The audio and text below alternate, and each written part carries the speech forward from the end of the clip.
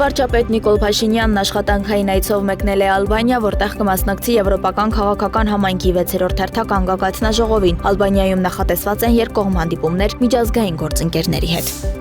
Եվրոպայի խորհրդի նախարարական կոմիտեն կոչ է արել Հայաստանին եւ Ադրբեջանին շուտապույտ ստորագրել ու վավերացնել խաղաղության համաձայնագիրը։ Հայաստանի արտգործնախարարն իր ելույթում վերահաստատել է Երևանի հավատարմությունը խաղաղության գործընթացին։ Արարատ Միրզոյանը Լյուքսեմբուրգում նաեւ երկկողմ շփումներ է ունեցել միջազգային գործընկերների հետ։ Արարատ Միրզոյանը հանդիպել է Եվրամիության արտաքին քաղաքականության եւ անվտանգության հարցերով բարձր ներկայացուցիչ Կայա Կալասի հետ։ Նրանք քննարկել են ԵՄ աջակցությունը Հայաստանի եւ Ադրբեջանի հարաբերությունների կարգավորման գործընթացին։ Մայիսի 16-ին Անվտանգության խորհրդի քարտուղար Արմեն Գրիգորյանն աշխատանքային այցով կմեկնի Իրանի Իսլամական Հանրապետության մայրաքաղաք Թեհրան, որտեղ կմասնակցի Թեհրանի երկխոսություն ֆորում 2025-ին։ Այցի ընթացքում նախատեսված են նաև աշխատանքային հանդիպումներ։ ԿԳՄՍ նախարարությունը դատապարտում է Մերձավանի դպրոցում տեղի ունեցած միջադեպը, երբ պատմության ուսուցիչը թիրախավորվել էր աշակերտների, ծնողների եւ մյուս գործընկեր որոշ ուսուցիչների կողմից։ Նրա նկատմամբ դրսևորվել էր անհարգալից վերաբերմունք։ Արմենպրեսի մամուլի սրահում հրավիրված ասուլիսում ԿԳՄՍ նախարարի տեղակալ Արաքս Ասվաջյանը նշել է, որ նախարարությունը մարզպետարանի եւ այլ գործընկեր կառույցների հետ գործակցությամբ ուշադրության կենտրոնում է պահում այս դպրոցում տեղի ունեցածը։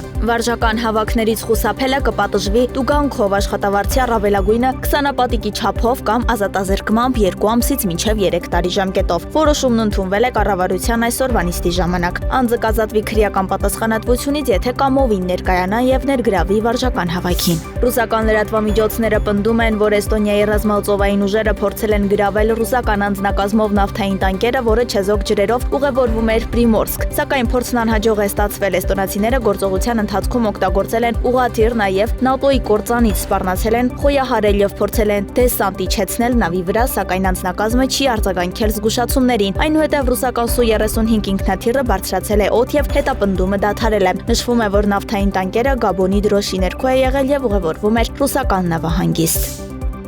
Ֆրիդրիխ Մերցը, որը Գերմանիայի կանցլեր է ընտրվել մեկ շաբաթ առաջ, այդ պաշտոնում իր առաջին ելույթն է ունեցել Բունդեսթագում։ Նա խոստացել է ստեղծել Եվրոպայի ամենաուժեղ բանակը, իսկ դրա համար նախատեսել է ավելացնել բանակի ֆինանսավորումը, զինվորների թիվը մեծացնելու համար էլ ստեղծել նոր գրավիչ կամավորական զինվորական ծառայություն, որը կարող է մոտիվացնել երիտասարդներին ստանձնելու երկրի անվտանգության պատասխանատվությունը։